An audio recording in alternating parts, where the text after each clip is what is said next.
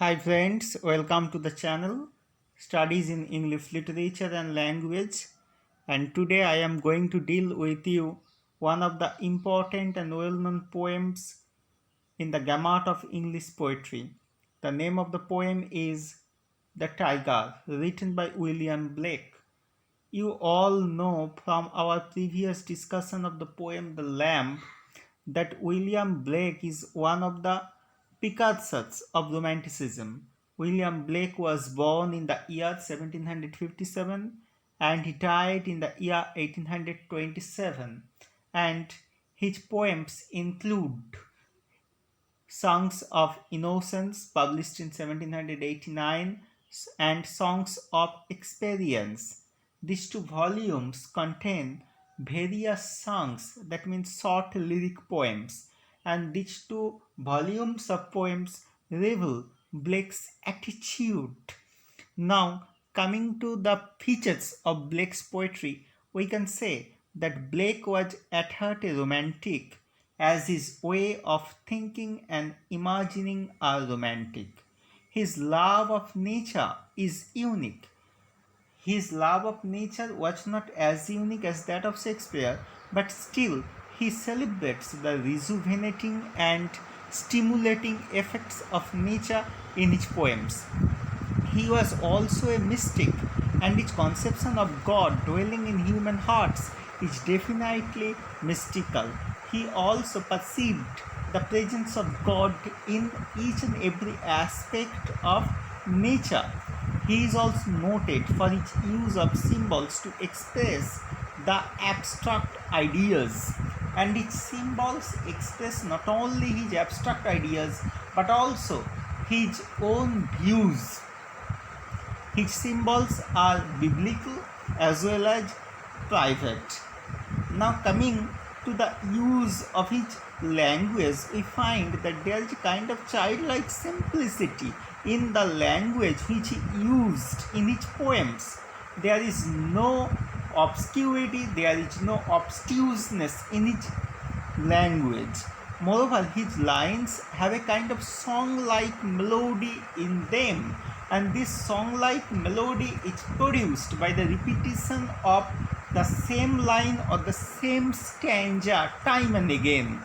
Now, coming to our present poem, The Tiger, what we find that this poem is not an address to the tiger. Rather, here the child expresses his feeling of awe and wonder at the creation of tiger.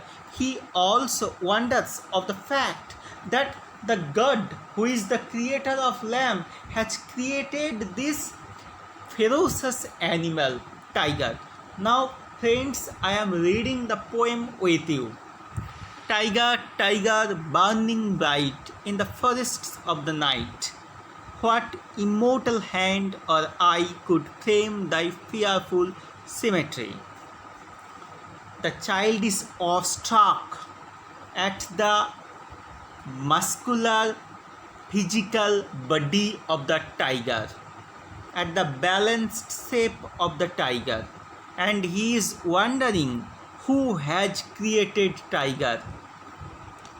And now in the very first stanza, in the very first line, there is the phrase burning bright. That means the child is awestruck here at the shining, at the sparkling eyes of the tiger. The tiger's eyes are sparkling in the midst of the forest of the night. And this forest of the night is a symbol. It is the symbol of repression. It is the symbol of oppression that is found in this world of experience. And you all know that this poem has been taken from the Songs of Experience that was published in 1794. Now in the very second stanza, the child will be wondering of the whereabouts of this sparkling fire of the tiger's eyes. Now I am reading the second stanza with you. In what distant deeps or skies burnt the fire of thine eyes? On what wings dare he aspire? What the hand dare seize the fire? The child is wondering from where the Creator has taken this fire of the eyes of the tiger. He is wondering that perhaps the Creator had gone to the distant deeps of the sea in order to procure that fire. Perhaps that fire has been taken from the distant or far off skies, far off recesses of the skies. So the child is actually awestruck here at the shining eyes of the tiger. And what shoulder and what art could twist the sinews of thy heart? Sinews of thy heart refers to the nervous system of the tiger. The child here is wondering of the physical strength of the Creator who has created this animal, that the Creator might have possessed enormous power, and that enormous power has been used in the creation of the nervous system of tiger. And when thy heart began to beat, what dread hand and what dread feet? And the child is again awestruck of the fact that when the heart of the animal, that means the heart of tiger, began to beat, that means tiger came into life, it produced a kind of awe. Next, the child is also awestruck of the fact that the coming of life in the tiger might have needed enormous power, enormous physical strength on the part of the Creator. Now in the very fourth stanza, the child will be wondering of another fact. Child here will be anticipating of the instruments that are required for the creation of the tiger by the Creator. What the hammer, what the chain, in what furnace was thy brain? What the anvil, what dread grasp, dare its deadly terrors clasp? The child is guessing that perhaps the Creator has used some commonplace instruments like hammer, chain, anvil, furnace in order to create the brain of the tiger. The child is also awestruck of the fact that the Creator might have possessed gigantic power, and that gigantic power was needed in order to clasp the deadly and ferocious animal tiger. And in the next stanza, that means in the fifth stanza, the child will be discussing about the effects of the creation of tiger in the astronomical world. When the stars threw down their spears and watered heaven with their tears, the child is guessing that perhaps the creation of tiger created a kind of fear in the stars, and here the stars are the symbols of angels. That means perhaps angels were frightened at the creation of the tiger, and they threw down their spears and they also shed their tears after the creation of the tiger. And here the phrase threw down their spears is a symbolic one. It represents the triumph of innocence over experience. Did he smile his work to see? Did he who made the lamb make thee? Here the child is wondering the effect of the creation of tiger on the creator himself.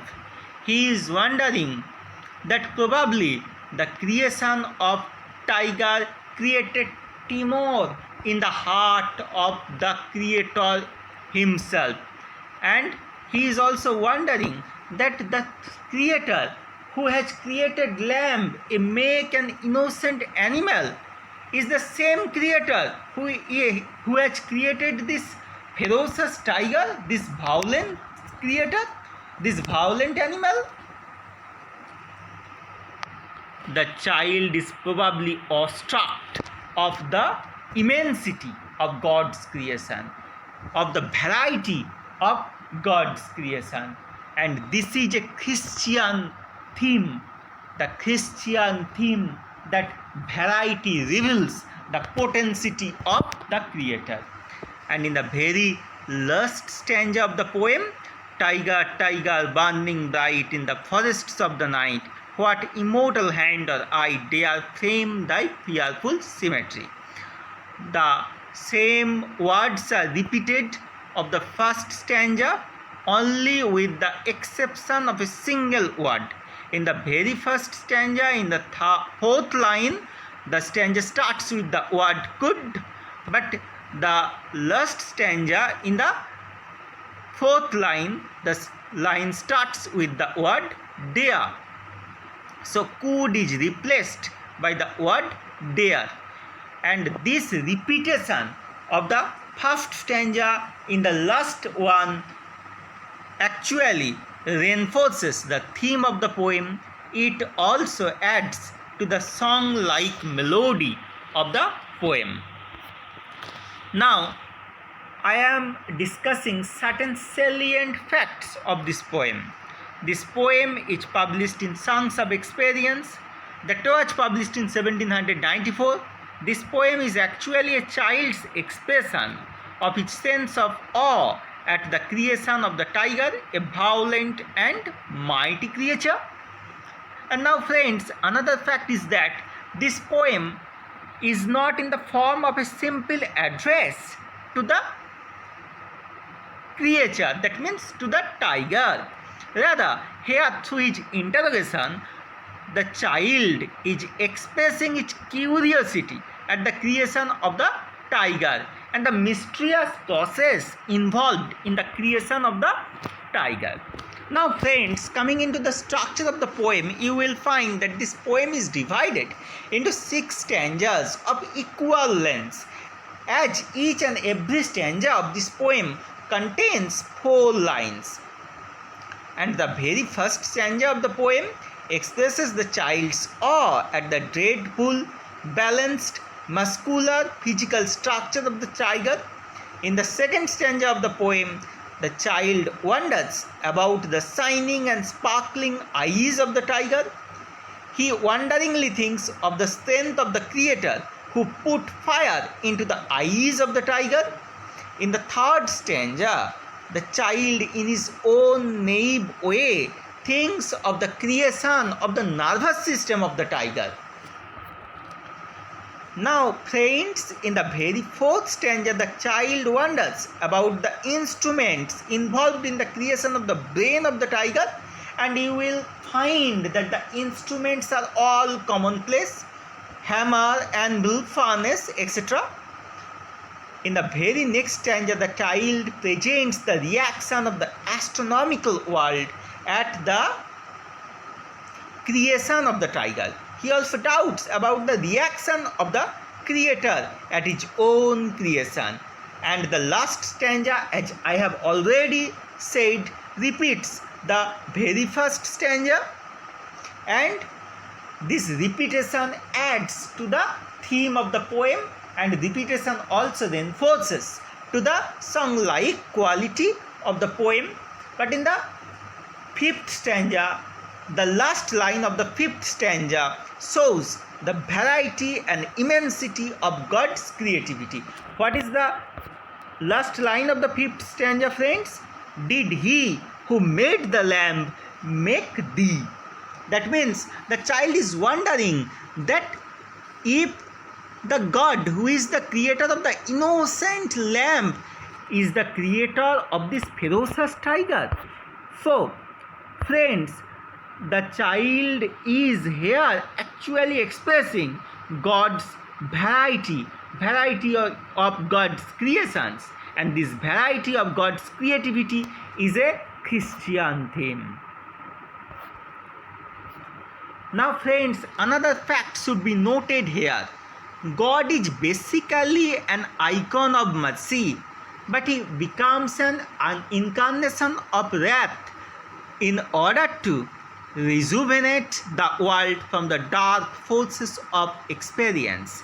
And this concept is akin to Hindu avatar theory, because in Hindu avatar theory you will also find that when the world is engulfed by darkness, that is by the forces of disorder, God comes in order to restore order, in order to bring cosmos in the world.